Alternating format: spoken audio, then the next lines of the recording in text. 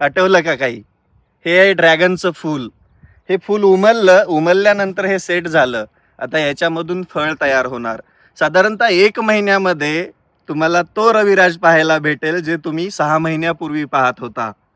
शेतकऱ्यांनो, शेती करत असताना सातत्य, मेहनत, चिकाटी, जिद्द असेल, तर तुम्हाला पाहिजे त्या गोष्टी भेटत राहतात.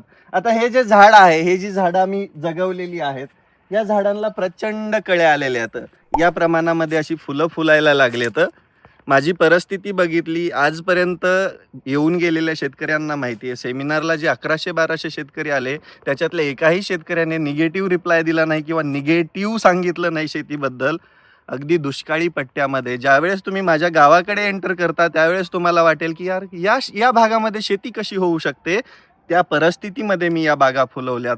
या बागा फुलवत असताना खूप रॉकेट सायन्स लागत नाहीये, फक्त जिद्द लागते. नाहीतर आपल्याकडे काय होतं, थोडंसं काहीतरी करायचं, निम्म्यामध्ये आलं की त्याला सोडून द्यायचं, कारण की काहीच होत नाही. असं कसं काहीच होत नाही?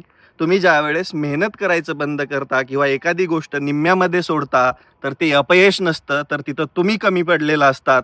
या बागांना मी रोज 7-7, 8-8 टँकरने पाणी घातलंय.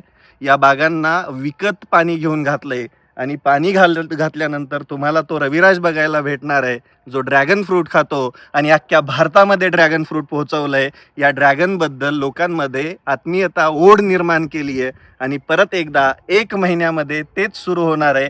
तुम्ही फक्त फॉलो करून ठेवा.